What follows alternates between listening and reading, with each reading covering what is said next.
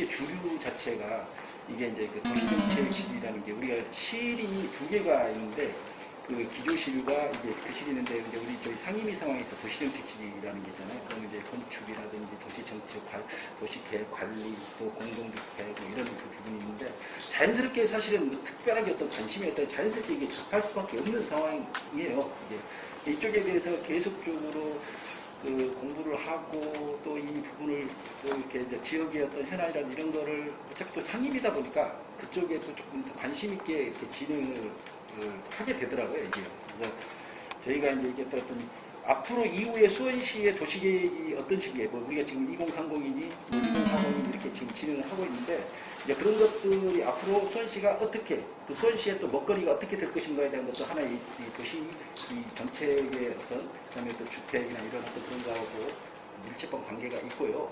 그리고 이게 이제 시민들의 어떤 그 우리 구 관행적인 어떤 행정 편의적인 것들이 되게 오랫동안 하다 보니까 그런 것들이 많이 잔재되어 있는 것들이 많아서 이게 정말 이게 시민들을 위한 행정인지 아니면 정말 이게 관행적으로 관치연을 하던 그 행정인지 그런 것들이 되게 많이 이렇게 대두가 되더라고요. 시민들은 굉장히 많은 그 변화를 갖고 있는데 우리 수원시에는 변화를 하지 않아요. 이게 그 어떤 그런 것들. 그래서 이제 그런 것들 이게 조금 이 주민 편의적인 어떤 상황 자체로 흘러갔으면 좋겠다. 이게 그 행정 편의가 아니라 이런 것들을 하다가 보니까 이게 굉장히 우리 조례라든지 기타 이 주택에 우리가 그 상황에서 그 시민의 어떤 재산권이나 이런 것들에 대한 거는 좀 민감 사안이잖아요. 이게 사실 우리 시행령 자체가 조금 더 어떤 그 시민을 위한 그 행정이 됐으면 좋겠다라고 하다 보니까 이런 부분이 많이 부딪히게 됐어요. 그래서 이제 조례를 하고 오분과를 하고 막 이런 것들은 그런 부분이거든요. 우리가 조금 이제 시민 쪽으로 다가가서 하자. 그런 부분에서 조금 이제 접근을, 그러니까 이 아파트 문화, 공동주택이 아파트 문화가 이게 이제 그 성립이 되는 게 1970년대 아마 광명 뭐 이런 데서부터 해갖고 가장 그때 당시에는 한 5층짜리, 6층짜리 이렇게 해갖고 출발한 겁니다. 그게. 근데 사실 이게 문제가 저는 이제 공동주택에 대한 문제는 뭐냐면은 짓는 건 엄청나게 지어왔어요. 근데 이게 우리 그 공동주택의 문화는 사실 일본이나 우리 같은 어떤 상황이 유럽이나 이런 그 공동주택에 대한 문화가 크지 않거든요. 그리고 우리는 이제 땅덩어리가 좁고 인구가 이제 그게 과대하게 많다 보니까 이게 이제 그 1970년부터 엄청나게 이 공동주택을 졌는데 이제 짓기만 한 거예요. 정말 많이 짓고 지금도 엄청나게 또 짓고 있는 상황이고. 근데 이제 우리가 지금은 생각을 해야 될 게 국가도 그렇고 지자체도 그렇고 어떤 상황에 생각이 될 게 이제 이거를 이제 오래된 거에 대한 어떤 이 철거라든지 아니면 뭐 재건축이라든지 재개발 뭐 이런 어떤 거에 대한 어떤 고민을 해야 될 때가 왔어요. 근데 지금 이거에 대해서 전혀 정부도 그냥 무조건 짓는 것만이지 이거 해결하는 방법이 없어요. 어떤 이거에 대해서도 그 관심 갖는 국회의원도 없어요. 이게 그냥 지금 현재. 근데 이제 뭐냐면 수원시 같은 경우도 오래된 아파트들이 실질적으로 이제 뭐 재건축의 어떤 상황이 쉽지 않습니다. 이게 재건축이 시도를 했다가도 거의 진행이 안 되고, 뭐 우리 일례로 여기에 그 공신아파트 같은 경우 35년씩 막 이렇게 됐어도 거기 뭐 지하주차장도 없고 하는데도 뭐 그게 진행이 안 돼요. 이게 이제 어쩌면 그게 기존의 어떤 그 기존에 갖고 있는 어떤 그 법이 그래요, 법이. 그거를 뭐 어떤 그 편의적으로 시민들이 어떤 상황에서 우리가 주택정책을 그런 식으로 펴야 되는데 법이라는 것 자체가 있다 보니까 그 이상을 하지를 못하니까 시공사나 이게 돈이 안 되니까 붙지를 않는 거고, 예전에 5층, 4층, 5층짜리 같은 경우는 때려 부시면은 업자들 엄청나게 붙어요. 이게 왜? 고층을 올릴 수 있으니까. 그 수익이 발생했던 상황이죠. 근데 지금은 그렇지 않거든요. 제가 이게 왜 이쪽 부분에 대해서 리모델링에 대한 어떤 그 조례 상황 자체는요. 이제 제가 이제 살고 있는 데가 영통인데, 영통이 이제 97년도, 8년도 입주 상황에서 20년이 넘어가는 이제 선이 되는데, 이게 이제 사실 아파트가 이제 오래되다 보니까 상대적인 신규 아파트하고의 그 갭이 굉장히 큽니다, 이게. 근데 그렇게 진행이 되는데, 우리 수원시는 이런 그 리모델링이나 이런 것들에 대한 그 조례가 없어요. 그러니까 이거 뭘 하려고 해도 근거가 없는 거예요, 이게. 그래서 이게 타 지자체의 고양시나 성남시의 어떤 상황을 보다 보니까 이 사람들은 또 경기도에서도 그렇게 또 같이 움직여줬고, 그래서 이거에 맞춰서 우리 수원시도 이 리모델링에 대한 어떤 그런 조례 근거는 만들어서 이게 그분들이 또 뭐 물론 절차가 되게 굉장히 많습니다. 이게 굉장히 많고 또 이게 한나 넘으면은 또 한나가 걸리고 한나가 넘으면 그걸 아마 당분간에 막 쉽게 이렇게 되진 않아요. 이게 또 그 용적률이라든지 기타 여러 가지 제한적인 게 되게 많아요. 그래서 그래도 이제 지금 이제 저희가 이 부분은 우리 수원시가 계속 거치면서 이게 그런 것들 때문에 이 센터, 재단, 그 다음에 이게 위탁, 위탁, 민간 위탁에 대한 사무가 엄청나게 많습니다. 사실 이거 만들기는 쉬워요. 근데 이거 없애려고 그러면은 아마 엄청나게 또 많은 그 상황을 부딪히게 됩니다. 근데 지금의 아마 내가 볼 때는 거의 2배? 아마 이제 민선 상황 자체를 따지게 되면은 아마 어마어마한 그 선에서 비용 지출이 어마어마하게 나가요. 이 부분에 대해서. 그래서 저는 이제 이런 부분에 대해서는 지금 우리 어차피 세수는 이게 이제 그 한정이 돼 있는 거고 들어오는 건 한정이 돼 있는데 실질적으로 이거에 대해서 이 감당을 이제 수원시가 못한다라는 거 보는 거예요. 이게 지금 현재 만들어 놓은 것 자체 감당이 안 돼요.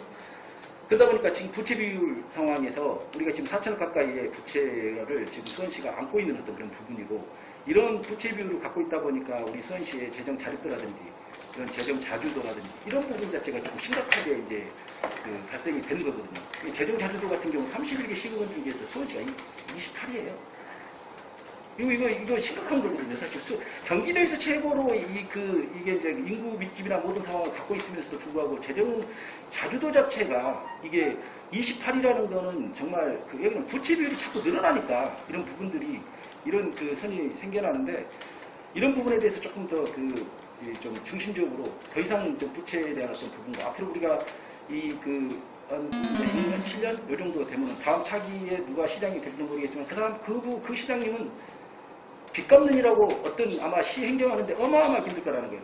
연간 700억 좀 가용의 어떤 상황 자체가 내에서 700억, 800억을 빚을 갚으러 나간다라고 하게 되면은 정말 수원시 행정에 굉장한 어떤 긴축 재정을 할 수밖에 없는 상황이라고. 주민협의체 이게 원래 이제 이거를 저는 조금 이게 주민협의체 과연 뭐냐, 이게 뭐 하는 데냐 이게.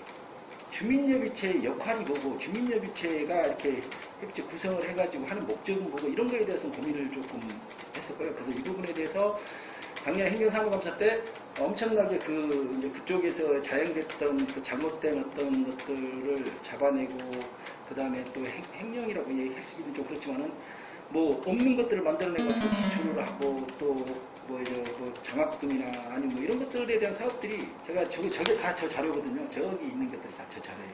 근데 저거를 다 4년치를 제가 다 이렇게 보면서 정말 까무라칠 정도로 놀랐어요. 저게 얼마나 저게 방만하고 어떤 상황이고 자기 주민주연 협의체의 역할이 뭔지도 모르면서 주민주연 협의체 위원을 하는 그 다음에 거기에 들어가면 어떤 권력을 갖는 이런 것에 대해서 정말 문제가 있다. 그리고 이게 저희가 그 주민주연 협의체 위원을 선정할 때마다 굉장히 영통은 막 세월이 바람이 불어요. 제가 동네에서 거기서 20년을 넘게 살다 보니까 그분들이 구성해서 가는 거는 저는 이제 지역 의원들이 거의 다 꼽는 거예요. 이게 그 선 자체가. 근데 이거는 정말 아니지 않느냐. 그러다 보니까 주민지원 협의체가 권력을 갖게 되고 또 거기에 그 주민지원 기금 15억이라는 돈을 사용을 하게 되는데 그게 진짜 정말 해야 될 일이 아니라 진짜 어떤 잿밥에만 관심 있는 어떤 그런 것들. 그 돈에만 관심 있는 거예요. 주민지원협의체가 거기에서 실질적으로 그 자원해수시설 운영되는 거에 대해서 감시를 하고, 그 다음에 쓰레기를 줄일 수 있는 방법에, 그 다음에 또 거기에 감시원이라고 있어요. 그 감시원을 관리를 하면서 성상에 대한 문제가 있는 거는 진짜 반입정지시고 그걸 수시대들 상시적으로 운영이 돼야 되는 거예요. 근데 한 2번, 3번? 그것도 잠깐. 흉내만 내는 그런 식의 역할. 그러고 나서 맨날 이권적인, 표현이 그렇지만은 그 15억을 쓰는 데에만 어떻게 하면 이걸 쓸까에 대한 어떤 그런 것이 주민지원 협의체가 아니거든요. 그래서 저는 이제 이걸 어떻게 하면은 좀 더 이걸 투명하게 이 주민지원 협의체의 위원들을 구성을 할까. 그러면 이제 한 사람이 또 해요. 또 쉬었다가 또 나와. 그러니까 그 몇 사람이서 계속 돌아가면서 그거를 하다 보니까 이게 좀 문제가, 그러면은 이 사람들을 조금 더 투명하게 조금 선정을 하는 방법이 없을까라는 생각을 해서 이게 이제 선정위원회를 만들어서 이제 변호사든 법무사든 그 사람들이 올라오면 우리가 정량적이든 정률적이든 어떤 그 시행 규칙을 만들어서 그 사람들과 실질적으로 선정위원회가 이제 10명이 구성이 되는데 그 10명이 면접을 보면서 그 점수 배점에서 조금 더 정말 여기에서 봉사를 하고 자기 지역을 위해서 이렇게 할 수 있는 분들이 나는 뽑혔으면 좋겠다. 그래서 이게 어떤 그 지역의 어떤 의원이나 아니면 기타 어떤 누구의 부탁을 가지고서 그냥 들어오는 어떤 그런 들어와서 위원으로서 역할을 하는 게 아니라 정말 조금 그 사명감도 좀 있는 분들이 들어와서 정말 그 수원시와 필요할 때는 싸울 수도 있고 여러 가지 그런 거 그냥 수원시와 한 페이지 갖고 가는 게 아니거든요, 이게. 근데 거기는 거기가 지금까지 그렇게 해왔고 이게 행방탄이 뭐 이런 거에 대한 것보다도 이게 의원의 어떤 그 본연의 일을 그렇게 본연의 일을 뭐 의정활동에 대한 어떤 상황과 여러 가지 그 자료를 통해서 또 현장을 가서 그 부분을 되게 하잖아요, 이렇게 가서. 그러면은 거기 내부적으로 문제를 파악을 하고 거기하고 계속 접촉을 하다 보면은 이게 여러 가지가 만들어져요. 그러다 보면은 이제 제가 이게 1년을 쫓아가지고 1년을 쫓아가지고 그거를 연간 80억이라는 그 대업체 수수료를 깠어요. 그때는 시장님이 엄청 저 칭찬 많이 해줬습니다. 아, 이게 이런 의원이 없다라고 했는데 나중에 소각장 때문에 조금 제가 미국을 받았는데 이거를 그냥 근데 그때만 하더라도 이제 뭐 의원들 앞에서 저런 좀 반하는 어떤 상황이고 저는 이제 생각은 정당을 떠나서 민당이 어차피 시장님이고 어떤 상황에서 이건 정당의 문제가 아니다. 이거는 이후에 앞으로 수원시의 쓰레기 정책적인 상황 자체를 좀 거시적으로 조금 봐야 될 부분이 있다라는 거거든요. 지금 당장에 대보수를 진행을 해가지고 이거 해결도 못하는데 지금 이게 20년 동안을 지금 거기서 그렇게 지금 지역 주민들이 살아왔는데 지금 또 앞으로 20년을 그렇게 또 살아라고 그 선자체를 그러면 수원시가 그동안에 소각장 이전이나 이런 폐쇄에 대한 상황 이전을 하고 다른 데다 설치를 하려고 했던 어떤 노력의 근거가 하나도 없어요. 무조건 폐축법에 의해서 이런 게 있어요. 폐축법에 의해서 지금 담수지구도 도시계획을 하게 되면 100톤이 들어가게끔 도시계획을 해요.